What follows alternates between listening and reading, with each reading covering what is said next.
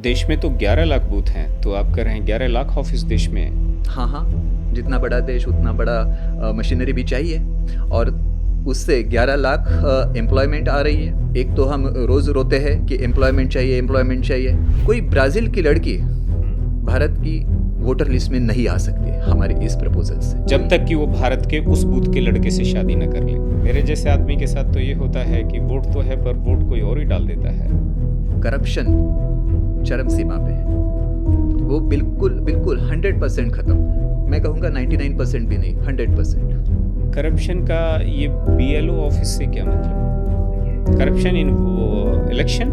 हाँ, इलेक्शन से तो शुरू होता है करप्शन और जब करप्शन से ही प्रतिनिधि चुनकर आता है तो वो सरकार में भी जा रहा है, वो करप्शन भी हो रहा है और फिर सरकार की पॉलिसीज भी करप्ट पॉलिसीज होती है। बूथ लेवल ऑफिसर ही नामों को ऐड कर सकता है या डिलीट कर सकता है।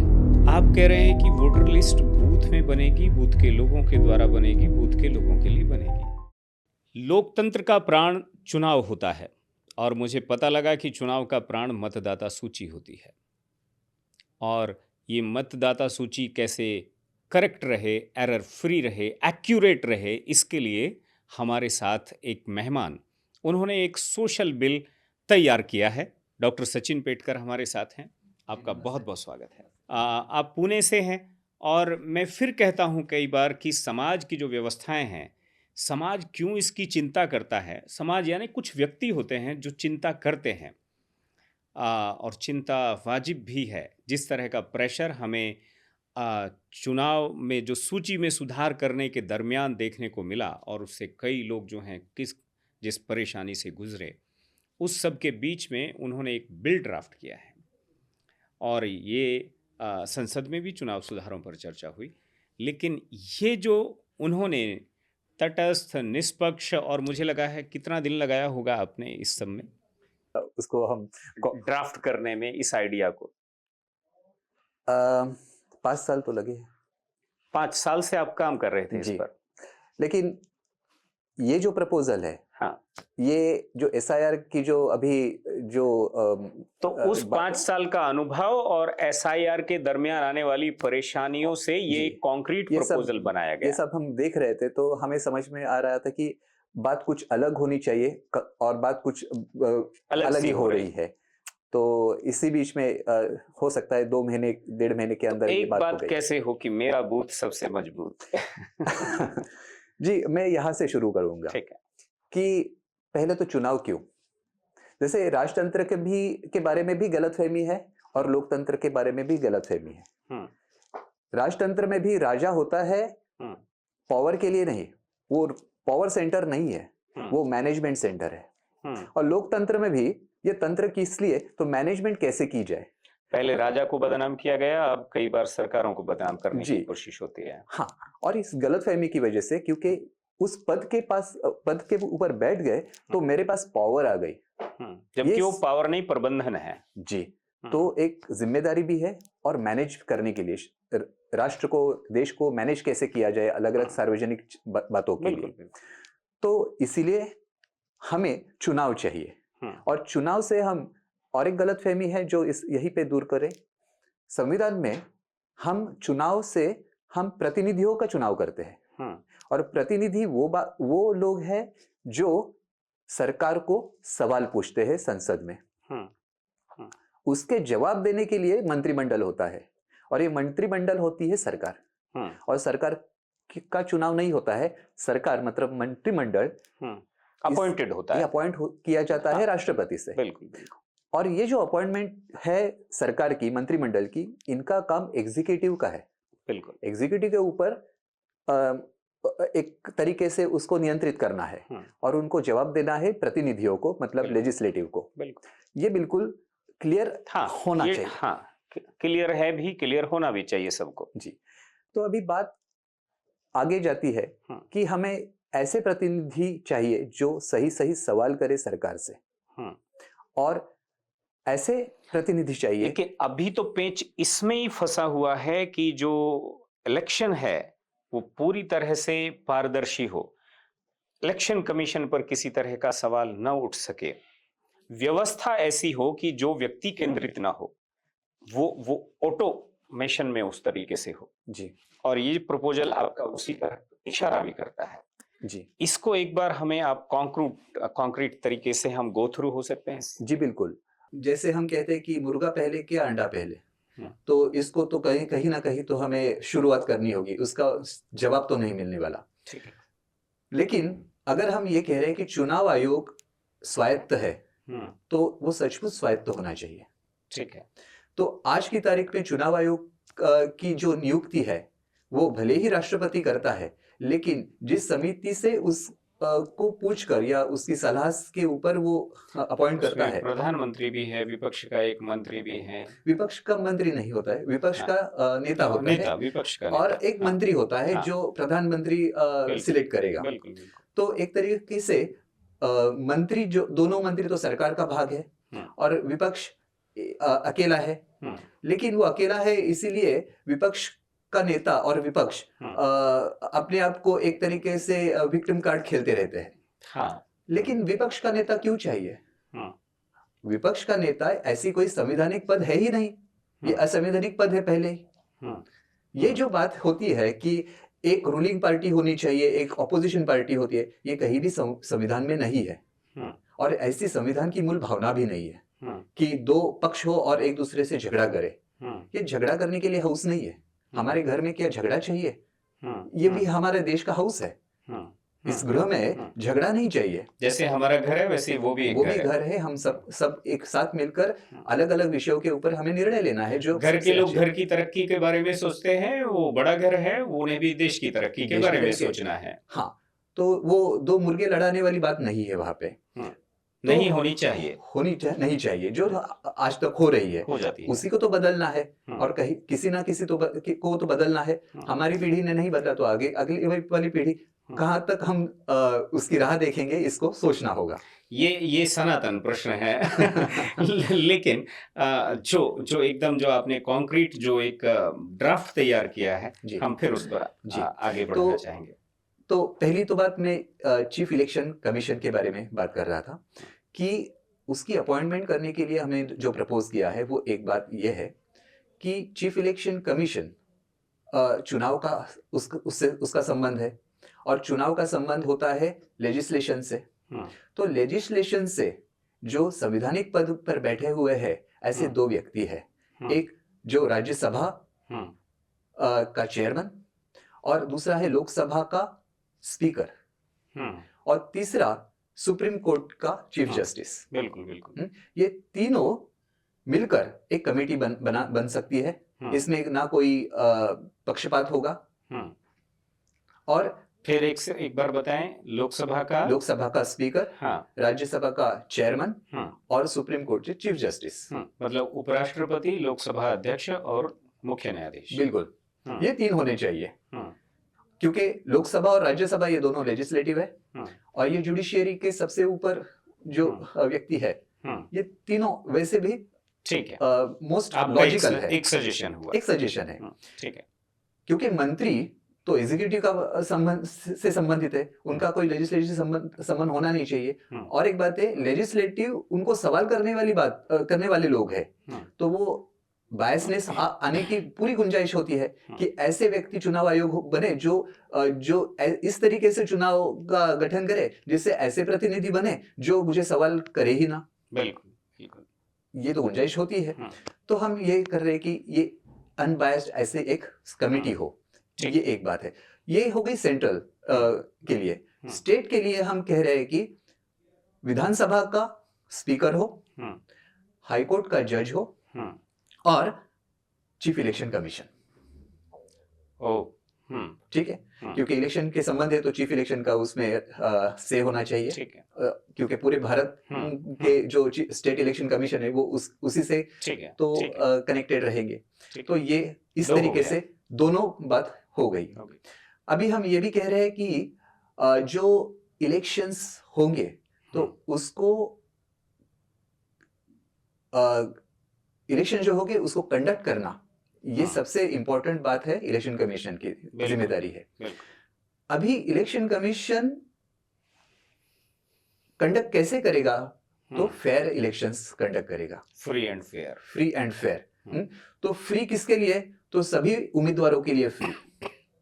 और फेयर किस तरीके से? तो किसी भी उम्मीदवार को अपने आप से कोई प्रचार नहीं करना है। एक ही प्लेटफॉर्म पे सभी उम्मीदवारों को बिठाएंगे और लोगों से बात करेंगे। उनका क्या, जैसे अमेरिकी प्रेसिडेंट जो है और प्रेसिडेंशियल कैंडिडेट्स डिबेट होती है वैसे करे। हाँ, एक 1,000 करोड़ का खर्चा कर रहा है, एक 10,000 रुपए खर्चा कर रहा है, ये कोई फेयर नहीं है। तो मैंने कई यूनिवर्सिटीज के इलेक्शन भी देखे, वहां भी डिबेट होती है, लोग सुनने के लिए जाते हैं।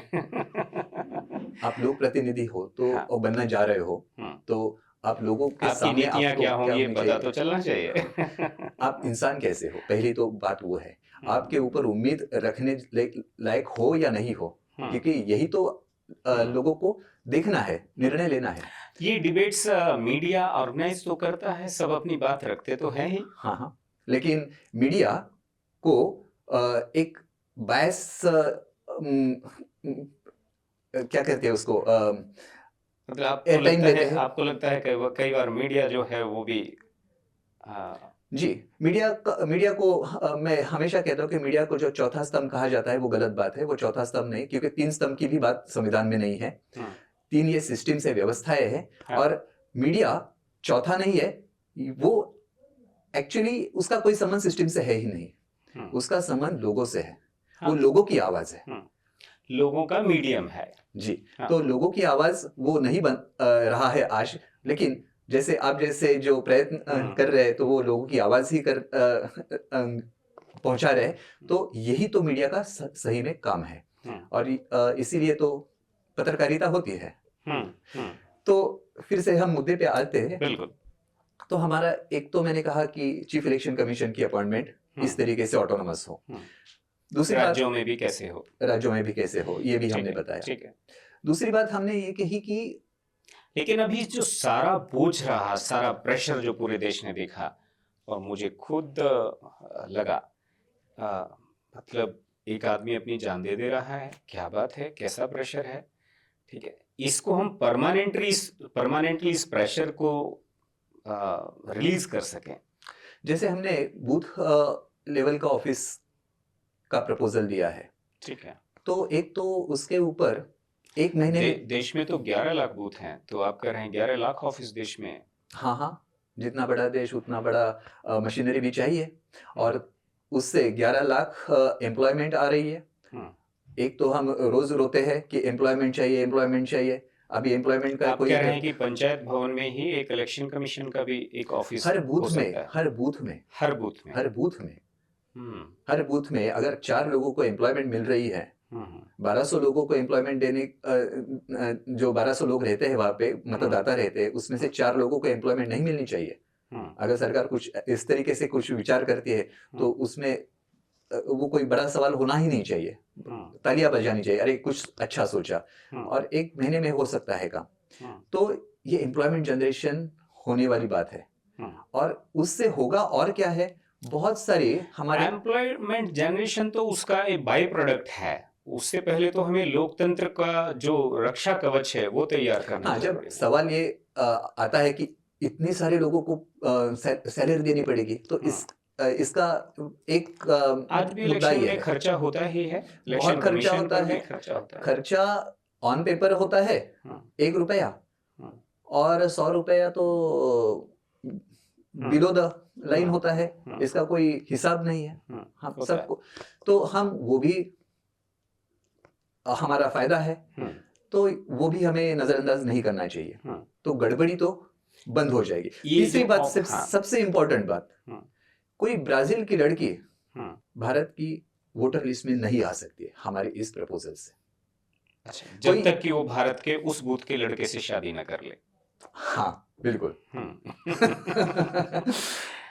और ये भी है कि कोई भी एक व्यक्ति 200-300 बार वोट नहीं कर सकती है। तो ये तो सबसे इंपॉर्टेंट बात है कि हमें फेयर, ट्रांसपेरेंट और इलेक्शन चाहिए। मेरे जैसे आदमी के साथ तो ये होता है कि वोट तो है, पर वोट कोई और ही डाल देता है। बिल्कुल। तो ये बिल्कुल गड़बड़ी खत्म, क्योंकि एक माहौल बन जाएगा।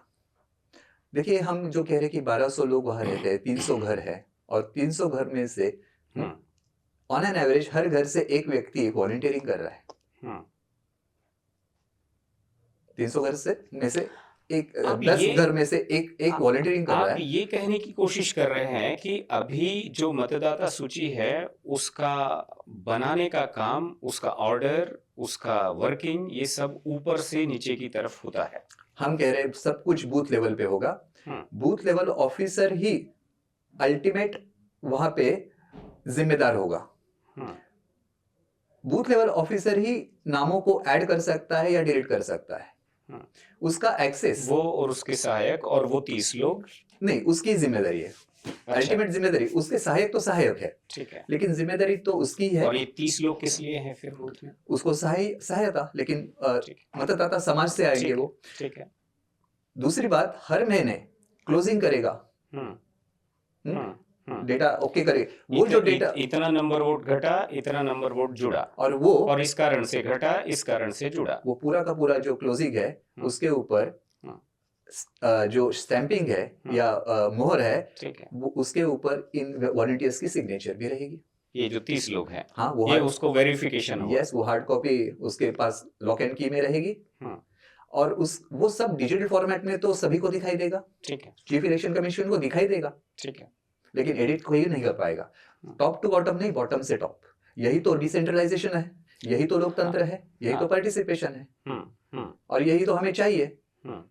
कहीं दूर बैठा है हमारा प्रतिनिधि, हमारी इस व्यवस्था नहीं, हमारे यहाँ बैठी है। तो आप कह रहे हैं कि वोटर लिस्ट बूथ में बनेगी, बूथ के लोगों के द्वारा बनेगी, बूथ के लोगों के लिए बनेगी। और एक बात है, वो जल्दबाजी में नहीं बनेगी, और वो टाइम टू टाइम बनेगी। उसका हम लिंकिंग, जो हम जन का जो डेटा रिकॉर्ड रहता है और मृत्यु का जो रिकॉर्ड रहता है उससे लिंक भी करेंगे। तो आज आप पैदा हो गए तो 18 साल के बाद अपने आप ऑटोमेटिकली हमारे यहाँ फ्लैग हो जाएगा कि इसका क्या करेंगे, यही रहे। क्या क्या फायदे होंगे इसके? एक तो अभी मैं मान लेता हूं कि आप 44 लाख लोगों को रोजगार देने की बात कर रहे हो।